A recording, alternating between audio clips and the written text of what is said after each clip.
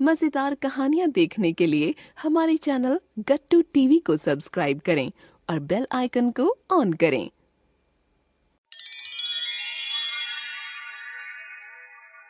सोना मोना दो बहनें थी। उनके माँ बाप एक सेठ के यहाँ काम करते थे। एक बार जब वह काम पर जा रहे थे तो उनका कार से एक्सीडेंट हो जाता है और उनकी वहीं मृत्यु हो जाती है। जब यह बात सेठ को पता चली तो सेठ उनके घर गया और कहा, तुम्हारे माँ बाप का कार से एक्सीडेंट हो गया है और उनकी वहीं मृत्यु हो गई। जब यह बात उन दोनों बहनों ने सेठ के मुंह से सुनी तो उनके पैरों के नीचे से जमीन खिसक जाती है और दोनों बहनें बुरी तरह रोने लगती हैं। दीदी, अब हमारा क्या होगा? मोना, तू फिक्र क्यों करती है? तेरी बड़ी बहन है ना तेरे साथ, तुझे कभी माँ बाप की कमी महसूस नहीं होने देगी। मोना रोते हुए सोना के गले लग जाती है और बिलक बिलक कर रोने लगती है। उस समय सोना की उम्र 15 साल की और मोना की उम्र 12 साल की थी। सोना को अपनी पढ़ाई बीच में ही छोड़नी पड़ती है और फिर समय बीतता गया और कुछ दिनों बाद उसे माँ की संदूक से कुछ पैसे मिलते हैं और वह सोचने लगती है, क्यों ना मैं इन पैसों से बच्चों के खाने का सामान खरीदूं और उन्हें बेचूं। लेकिन इतने में तो मैं मोना को नहीं पढ़ा पाऊंगी। क्यों ना मैं कुछ घरों में भी काम करने लगूं। हे माता रानी, मुझे इतनी शक्ति देना कि मैं मोना को पढ़ा लिखा सकूं और उसे कुछ काबिल बना सकूं। समय बीतता गया। मोना बड़ी हो गई और स्कूल से कॉलेज में चली गई। एक दिन जब मोना कॉलेज जा रही थी तो सोना ने कहा, अच्छा सुन, ये इतने छोटे छोटे कपड़े पहनकर कॉलेज मत जाया कर। दीदी, तुम्हें बाहर की दुनिया का नहीं पता, ये आजकल का फैशन है। पर तुम्हें क्या पता होगा, तुम्हें घर के कामों से फुर्सत मिले तब ना। ये कहती हुई वह हंसती हुई बाहर चली गई। सोना की आंखों में आंसू थे। शायद वह बहन को काबिल बनाने के चक्कर में खुद को तो जैसे भूल ही गई थी। एक दिन मोना अपने कॉलेज के दोस्त रमेश को अपने घर लेकर आती है। तब, दीदी, इनसे मिलो, ये है मेरे कॉलेज के दोस्त रमेश। नमस्ते दी। नमस्ते। मोना, ये तुम्हारा घर इतना छोटा है, कैसे रहती हो इसमें? इससे बड़ा तो मेरे कमरे का बाथरूम है। रमेश, शादी के बाद तो मैं तुम्हारे बड़े से घर में रहने वाली हूँ, क्यों टेंशन लेते हो? मोना, क्या तू रमेश से शादी करना चाहती है? ये तो बहुत अमीर है, बहुत पैसे वाला है। दीदी, क्या तुम ये चाहती हो कि मैं हमेशा ऐसे ही छोटे से घर में रहूं और तुम्हारी तरह गरीबी में रहूं? रमेश तुमसे शादी की बात करने आए हैं। हाँ दीदी, अगले महीने हम शादी कर रहे हैं और आप देखें कि कैसे क्या करना है। सोना मोना की बात से चिंतित, हैरान, परेशान और दुखी थी कि इतनी जल्दी वो सब कुछ कैसे करेगी। सोना ने ये बात नीरज को बताई। सोना जब भी मुसीबत में होती थी, नीरज हमेशा उसका साथ निभाता था। वह उसका बहुत अच्छा साथी था। सोना, तुम चिंतित ना हो, सब हो जाएगा। देखो सोना, तुम उसकी बड़ी बहन हो तो पहले तुम्हारी शादी होनी चाहिए। नहीं नीरज, मोना मेरी छोटी बहन है और वो मेरी बहुत बड़ी जिम्मेदारी है। जब तक मैं उससे मुक्त नहीं हो जाती हूँ तब तक मैं अपने बारे में नहीं सोच सकती। मोना और रमेश की शादी धूमधाम से होती है। सोना ने अपनी सारी कमाई उसकी शादी में लगा दी। अपने लिए उसके पास अब कुछ नहीं बचा था।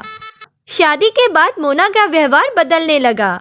उसे पैसों का घमंड होने लगा क्योंकि रमेश बहुत ही अमीर और पैसे वाला था। सोना बहुत ही अकेली हो गई थी। एक दिन नीरज ने उससे कहा, सोना, अब मोना अपने ससुराल अपने घर चली गई है। तुम्हारे सारे फर्ज पूरे हो चुके हैं। क्या मैं तुमसे एक बात बोल सकता हूँ? हाँ कहो नीरज, क्या हुआ? मैं तुमसे शादी करना चाहता हूँ। क्या तुम मेरी पत्नी बनकर मेरे साथ रहना चाहोगी? सोना नीरज को शादी के लिए हाँ कर देती है और दोनों शादी के बाद बहुत खुशहाल जीवन जीने लगते हैं। नीरज गरीब था। वह एक मिल में काम करता था। घर में बीमार माँ और पिताजी थे। सोना ने अपनी शादीशुदा गृहस्थी संभाल ली और सास ससुर की सेवा भी करने लगी। साथ में वो अपना पुराना काम घरों का भी करने लगी। मोना हमेशा कार में बैठकर अपने ड्राइवर के साथ आती और सोना को उसकी गरीबी का एहसास कराया करती थी। अरे दीदी, ये कितनी सस्ती सी और बेकार सी साड़ी पहनी है। इससे अच्छी साड़ी तो मेरी काम वाली पहनती है। कोई बात नहीं मोना, इंसान की असली पहचान तो उसके दिल से होती है, उसके कपड़ों से नहीं। बैठो मोना, मैं कुछ चाय नाश्ता लेकर आती हूँ। अरे नहीं दीदी, मैं चाय नहीं कॉफ़ी पीती हूँ। अच्छा दीदी, अब मैं चलती हूँ। तुम्हें याद है ना, कल मेरा जन्मदिन है। कल रमेश ने घर पे पार्टी रखी है, बड़े बड़े लोग आएंगे। तुम और जीजा जी दोनों को आना है। और दीदी प्लीज कपड़े ना जरा अच्छे पहन कर आना। मोना के जाने के बाद सोना बाजार गई और उसके लिए एक अच्छी सी साड़ी लाई। नीरज और सोना दोनों मोना के घर गए और उसके जन्मदिन का तोहफा दिया। साड़ी देखकर मोना को गुस्सा आ गया। ये क्या लाई हो दीदी?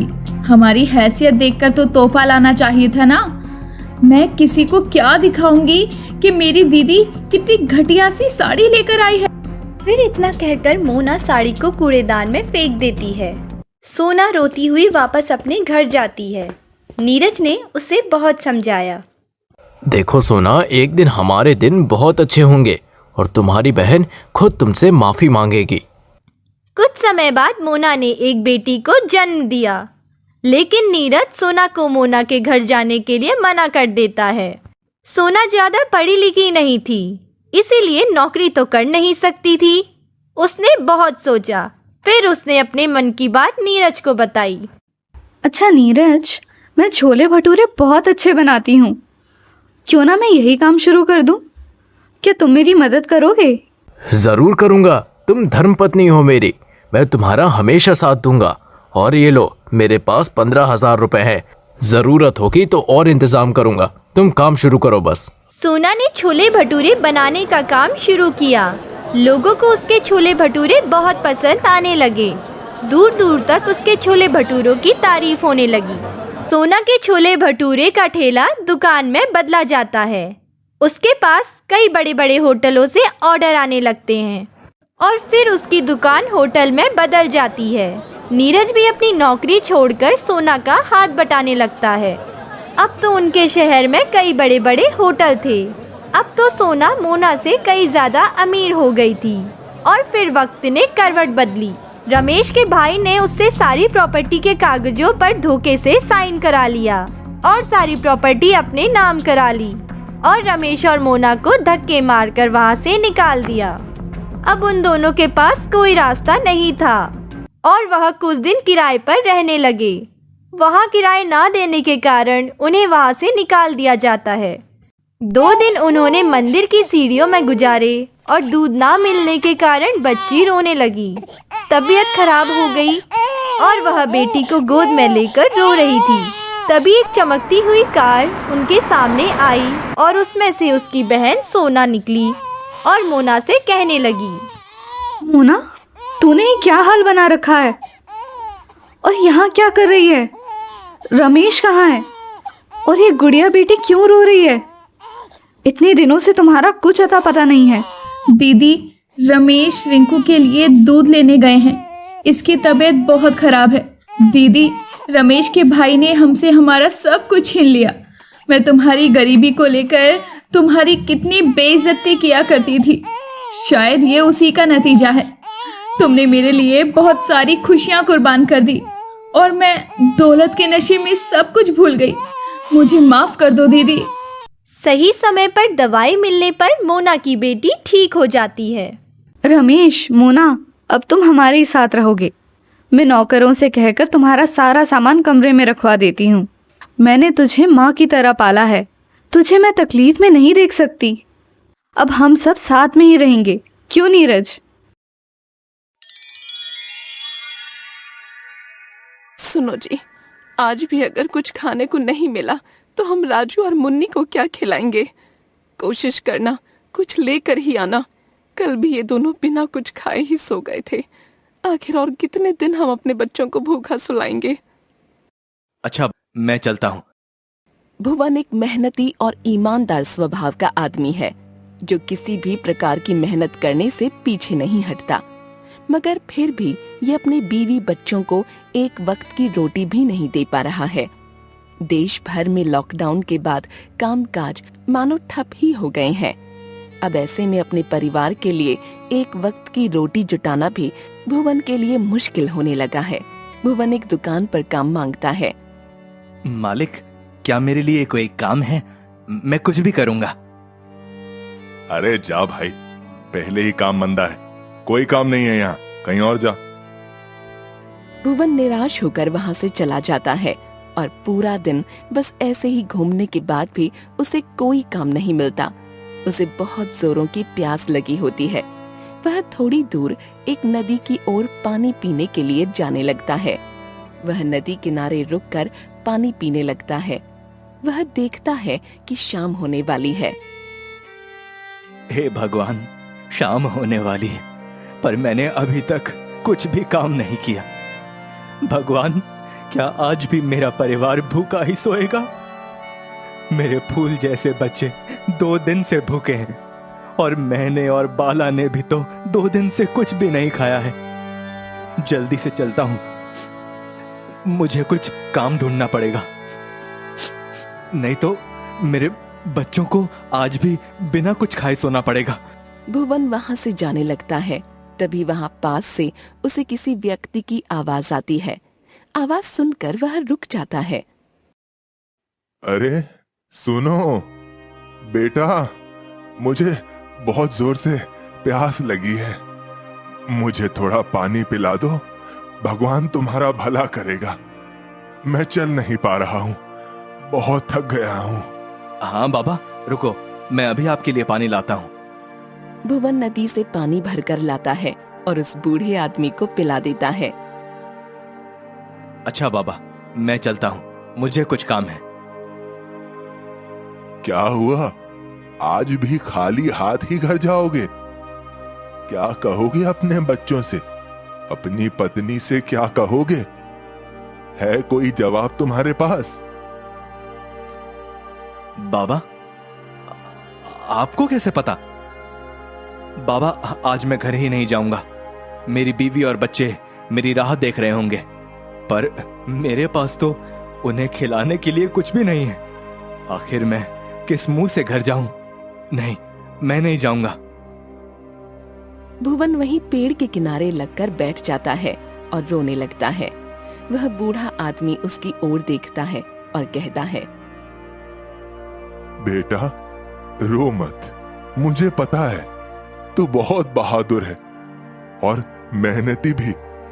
मेरी बात सुन, अगर मैं जैसा कहूं और तू वैसा ही करेगा तो तेरी किस्मत का भी ताला खुल जाएगा और तू कभी भी भूख से परेशान नहीं होगा। बाबा, मैं हर काम करने को तैयार हूं, पर कोई मुझे काम देता ही नहीं। मैं करूं तो करूं क्या? आप बताओ, मैं क्या करूं? बूढ़ा आदमी भुवन को एक पौधा देता है और उससे कहता है, ये ले बेटा, ये पौधा ले और इसे पहाड़ के पीछे एक बंजर मैदान है, वहां लगा दे। और सुन, वहां से मेरे लिए थोड़ी सी मिट्टी ले आना, और मिट्टी इतनी हो कि मैं उससे एक चूल्हा बना सकूं। भुवन बूढ़े आदमी से वह पौधा ले लेता है और वहां से जाने लगता है। बाबा, मेरा इंतजार करना, मैं अभी ये पौधा वहां लगा कर आता हूं और वहां से आपके लिए थोड़ी मिट्टी भी ले आऊंगा। भुवन जंगल के रास्ते होता हुआ पहाड़ के पास आ जाता है और कहता है, तो यही है वो पहाड़, इसी के पीछे है वो बंजर जमीन। जल्दी से पौधा वहां जाकर लगा देता हूं, नहीं तो जल्दी ही रात भी हो जाएगी।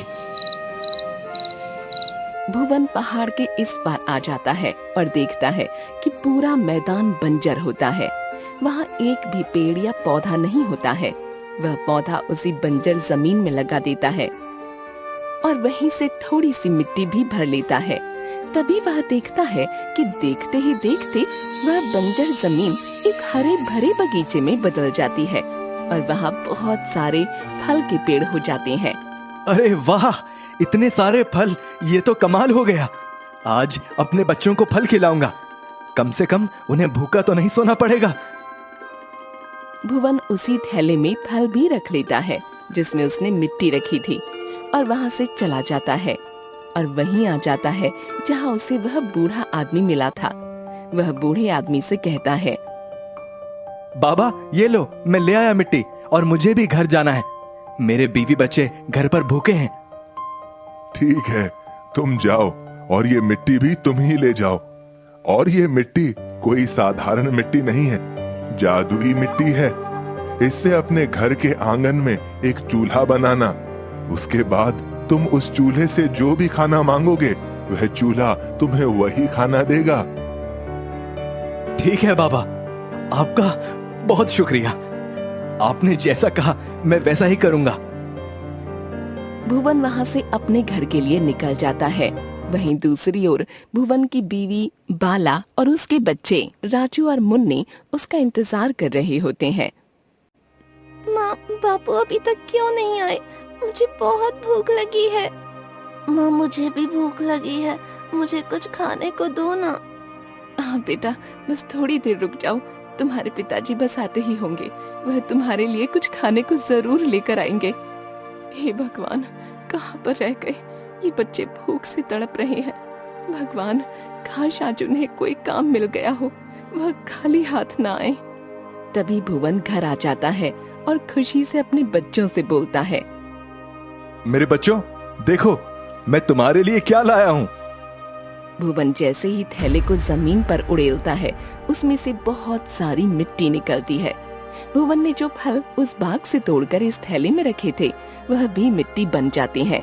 भुवन हैरान हो जाता है। सही है, तुम्हें कुछ नहीं मिला तो मिट्टी ही ले आए। खिला दो इन दोनों को ये मिट्टी। अरे, मैंने इस थैले में बहुत सारे फल रखे थे, पर मिट्टी कैसे बन गए मुझे नहीं पता। याद आया, तुम एक काम करो, इस मिट्टी का एक चूल्हा बनाओ। फिर आगे क्या करना है मैं बताता हूँ।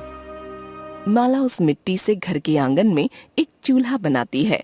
उसके बाद भुवन उसे बताता है, चमत्कारी बाबा ने मुझसे कहा था कि इस मिट्टी से अपने घर के आंगन में एक चूल्हा बनाना। ये एक जादुई मिट्टी है। तुम इस मिट्टी के बनाए हुए चूल्हे से कुछ भी खाने को मांगोगे वह तुम्हें मिल जाएगा। भुवन चूल्हे से चावल मांगता है। हे चमत्कारी चूल्हे, मुझे खाने को चावल चाहिए। चूल्हे से चावल प्रकट हो जाते हैं। तभी भुवन चूल्हे से दाल भी मांगता है, तो चूल्हा उसे दाल भी दे देता है।